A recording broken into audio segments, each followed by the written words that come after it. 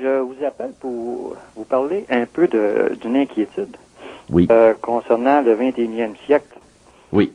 Donc, je suis très inquiet de voir que ce siècle-là, ça va être un siècle terrible d'abord pour pas l'économie, l'écologie.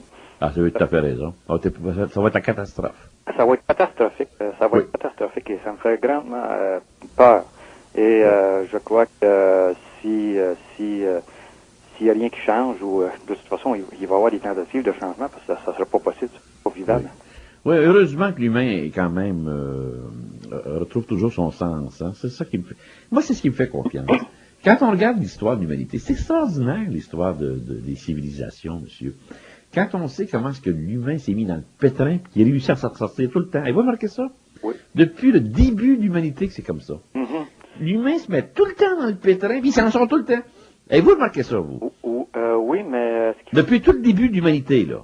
Oui, mais ce qui fait que ça sortait temps, c'est probablement parce que on vivait encore en harmonie avec la nature, mais aussitôt qu'on va contre la nature, à un moment donné, la nature va nous prendre, c'est-à-dire que le règne de l'être humain, là, je suis pas sûr je suis pas sûr qu'il va passer le 21e siècle. Je suis pas vraiment sûr de ça, moi, là. Ça va être probablement, on court à notre perte, à notre fin, là. Tout ça, c'est dans, vous parliez de... Mais moi, il y a des choses qui me font plus peur que ça, par exemple. Ah oui? Mais c'est peurant, c'est assez peurant de savoir ça. Ah oui. Mais par contre aussi, il faut dire que il y a eu une grande évolution sur le plan de la science. Hein. Ah, mais la science, c'est le prochain danger, ça. Oui, je suis d'accord avec vous. Là, on en a parlé justement tantôt. Il faut pas Oui. mettre d'absolu dans la science. Hein. Mm-hmm. Non, moi, je Vous mets pas savez d'absolu. que vous parlez de pensée unique, parce que actuellement, le dogme, c'est quoi? C'est la croissance de l'économie, la croissance économique. C'est ça qui fait qu'on détruit puis qu'on Non, vous avez raison, parce que toute la dilapidation de nos ressources c'est ça, on fait un gaspillage comme ça se peut pas et détérioration de l'environnement, c'est incroyable. Ça. Vous avez raison, quand on pense à tout ça, c'est démoralisant. Oui, et Toute la détérioration, dis-je, de l'environnement, vous avez raison d'en parler. mais la science va venir évidemment nous sauver, va venir régler tous nos problèmes, mais ça c'est encore très idéologique. C'est encore de l'à peu près. Pardon? C'est encore de l'à peu près. Oui, c'est-à-dire que tout à l'heure, je veux dire, la science, ça va venir compliquer notre existence et plus on va chercher à trouver des solutions à nos Parce qu'il problèmes. faut jamais oublier, hein, moi je le dis souvent, puis j'aime le répéter parce que c'est important de le savoir, c'est que le progrès détruit le progrès. Oui. Oui. Faut jamais l'oublier, ça. Le progrès détruit, oui, ben c'est-à-dire c'est quel genre de progrès. Si on croit que la croissance de l'économie comme on l'entend là, ça c'est pas du progrès là. Je veux dire, c'est un progrès dans le passé probablement, mais aujourd'hui. Oui, mais il y a toujours le progrès est toujours diminué à cause du progrès. C'est ça. Mais la science, c'est sûr, ça a fait ça a aidé ça a été un progrès, mais aujourd'hui là c'est plus du progrès. Quand une personne par exemple attrape le cancer, ben je m'excuse, mais écoutez, si on se mettait à guérir tous les malades de la terre et puis on cherchait à prolonger leur vie, c'est pas une façon c'est pas une façon de vivre, ça. Je regrette, mais c'est pas une façon de vivre. Mais je veux dire, c'est pas une façon de vivre, mais parce que si on fait que tout le monde prolonge la vie, puis qu'on prolonge la vie des gens qui sont vraiment malades, et puis c'est contre nature. C'est encore contre nature. C'est parce que moi je regarde ça, là, si je regarde depuis 60, là, ça donne combien, c'est 60 aller à aujourd'hui, ça fait... 60 euros. Oui, ça fait combien d'années, ça fait... Ah, mais ça fait 44 ans, là, quoi.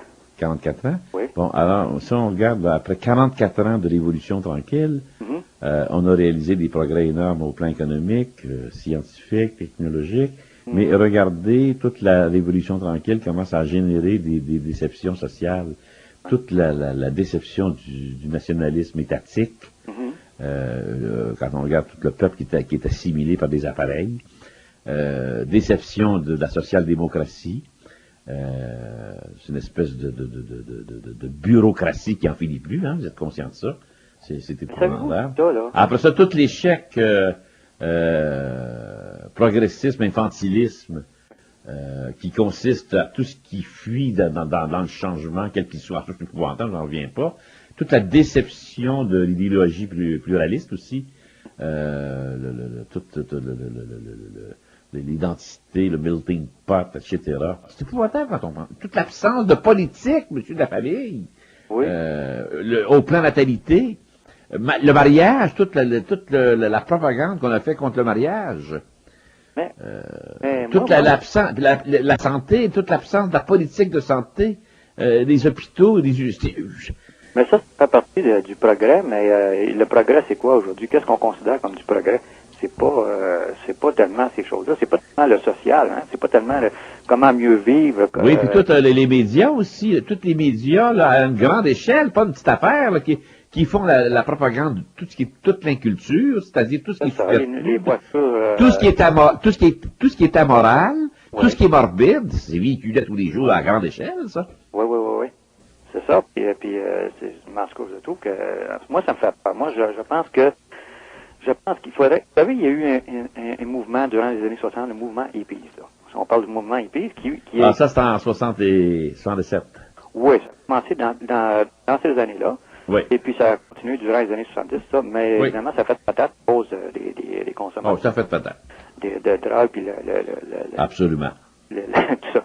Mais ce que je veux dire, c'est que l'idée de base est bonne. D'abord, c'est un nom à tout ce qui était d'abord la guerre, c'est un nom à tout au capitalisme, là, comme on l'entend aujourd'hui, qui se fout de tout, qui n'a aucune morale.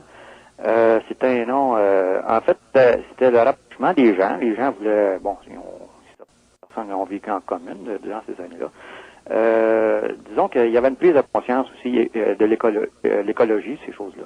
Tout ça, c'était bon, mais on a dit, on va tout récupérer, là, on va vous remettre dans le beat un peu, on va mettre un peu de disco, là, et puis on va vous apprendre à consommer, puis vous allez revenir dans le droit chemin, là, vous savez. Mais évidemment... Non, mais regardez bien, là, il ne reste pas beaucoup de temps, là, je veux juste terminer là-dessus. La vraie affaire, ce qui est triste dans tout ça, c'est que nos ancêtres, si on se compare avec nos ancêtres, c'est que nos ancêtres avaient le sens du mystique.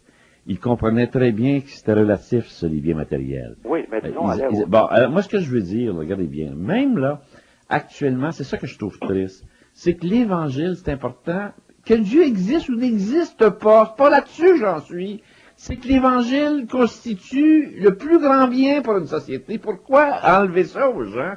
C'est ça que je comprends pas. Oui. Même si Dieu n'existait pas. Ben, vaut mieux... jusque-là, c'est que c'est pas dangereux. C'est que nos ancêtres avaient ce sens-là, il n'y avait pas d'instruction, il y avait des grandeurs surnaturelles. Ça faisait, la spiritualité en faisait ces gens-là qui savaient presque ni lire ni écrire, en faisaient des surhommes. Oui, c'est ça, mais on véhiculait des valeurs aussi à ce moment-là. Mais c'est ce que je dis, pourquoi est-ce qu'on a tout lâché ça? C'est ça que je comprends pas, pourquoi les gens persistent à vouloir lâcher ça aussi? Oui, c'est pour le dogme de l'économie, de la croissance de l'économie, de la pensée unique. La pensée unique, c'est ça. Oui. Monsieur, on va se quitter là-dessus. OK, ça m'a fait plaisir, monsieur. Ben, ça m'a fait plaisir, moi aussi, parce que je vous assure que vous avez un bon bagage là-dessus, vous êtes dans la bonne voie, en tout cas. Oui. Merci.